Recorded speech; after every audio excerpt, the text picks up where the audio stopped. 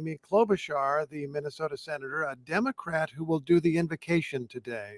Reminder that this is a civic ceremony, in effect, the call to order. Bipartisan. House of Representatives, the Honorable Go Kevin ahead. F. McCumber. It's the call to order. Mr. John Beck, She, as a member of the committee that Mrs. sort of runs these inaugural ceremonies, will issue the call to order. Thank The you. invocation will be Got given it, by got it. spiritual Thank leaders, you. as it always is. Thank you. Thank you. Appreciate that. Appreciate the correction.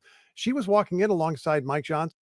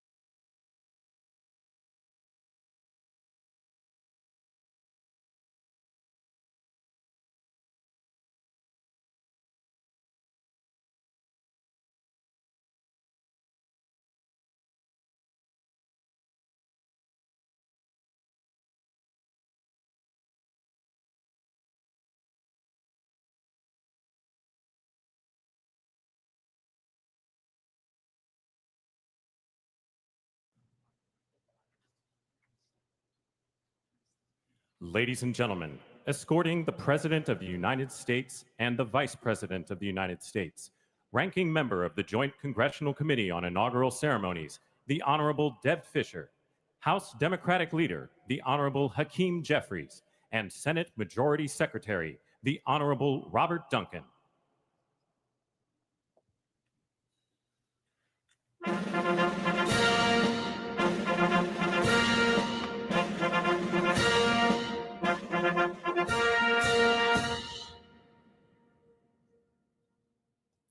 Ladies and gentlemen, the President of the United States, the Honorable Joseph R. Biden Jr., and Vice President of the United States, the Honorable Kamala Devi Harris.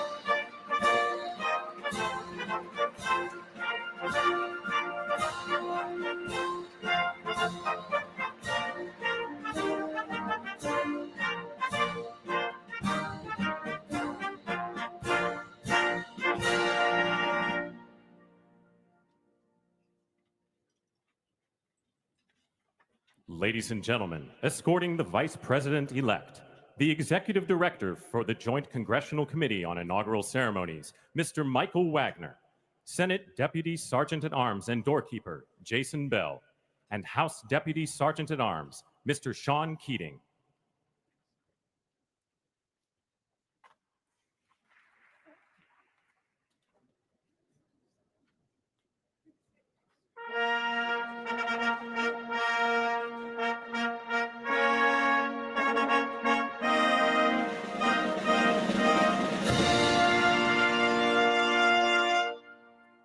Ladies and gentlemen, the Vice President-elect of the United States, the Honorable J.D. Vance.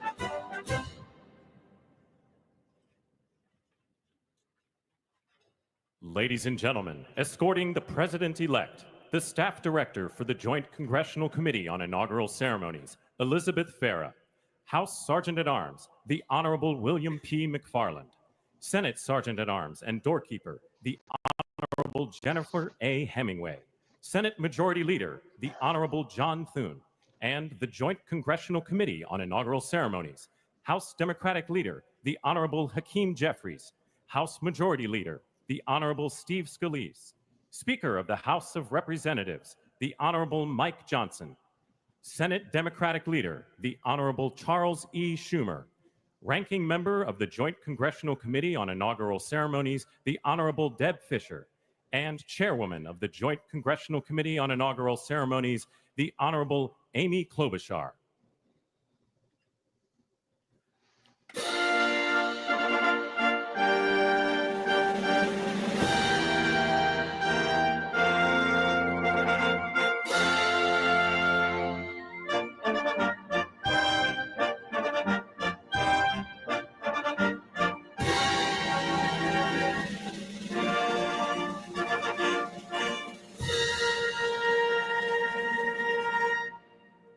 Ladies and gentlemen, the President-elect of the United States, the Honorable Donald John Trump.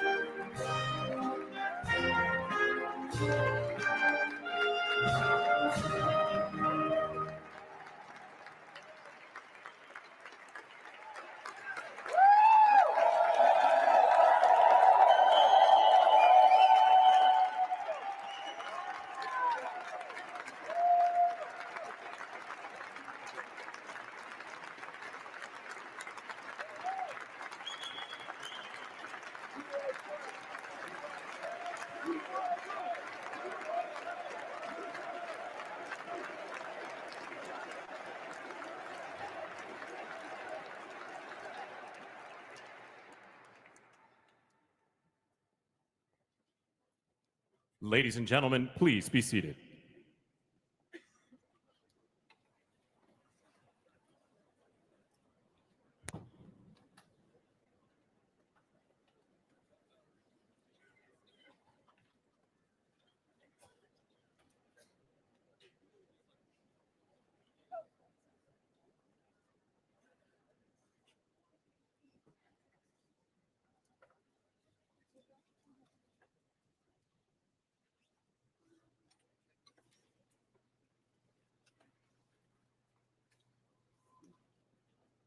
Please welcome the Chairwoman of the Joint Congressional Committee on Inaugural Ceremonies, the Honorable Amy Klobuchar.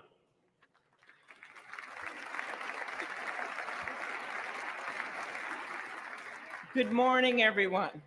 Welcome to the 60th presidential inauguration. Today, President-elect Trump and Vice President-elect Vance will take their oaths of office, and we will witness the peaceful transfer of power at the heart of our democracy.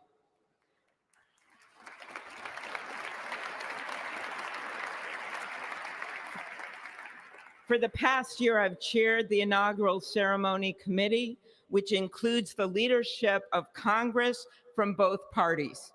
We thank the committee and Capitol staff and law enforcement who worked so hard over the last year, and especially the last 3 days. You've done a beautiful job, and you have shown grace under pressure.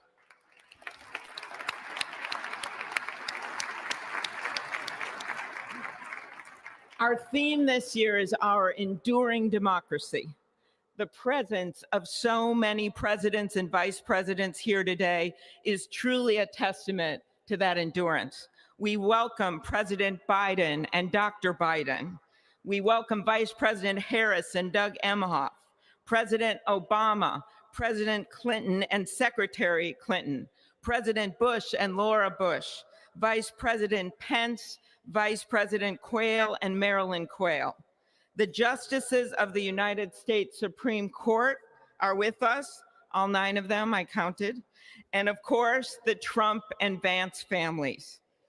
This ceremony marks what will soon be 250 years of our democracy. It is the moment when leaders, elevated by the will of the people, promise to be faithful to our Constitution, to cherish and defend it. It is the moment when they become, as we all should be, the guardians of our country. Through war and peace, through adversity and prosperity, we hold this inauguration every 4 years. And today it falls on Martin Luther King Day, a further reminder that we must strive to uphold the values enshrined in our Constitution, the freedoms, the liberties, and, as is inscribed on the entrance of the United States Supreme Court, equal justice under law.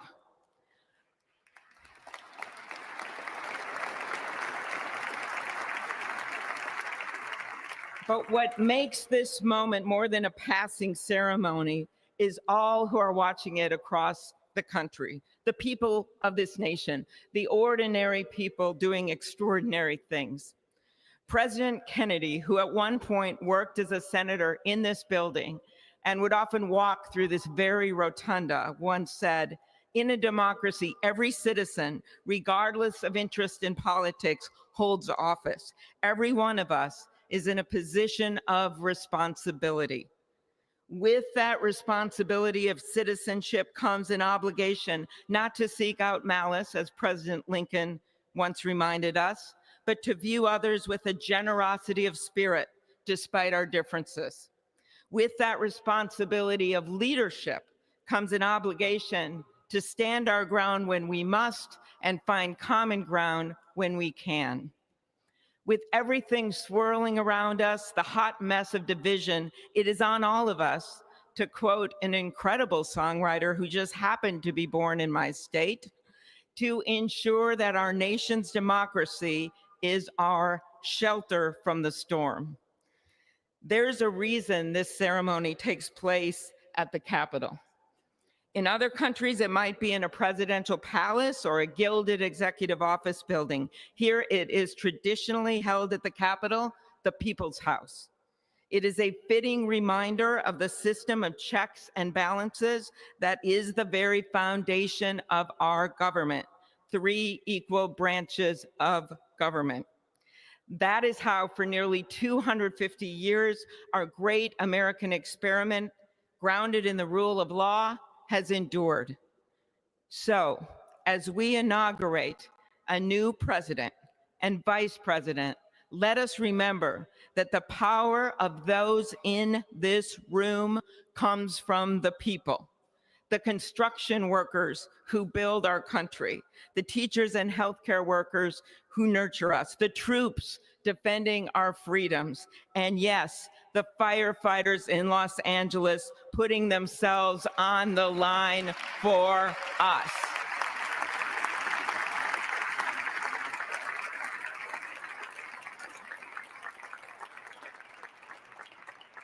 Our democracy's strength and grit must match theirs. May God bless our nation. Thank you.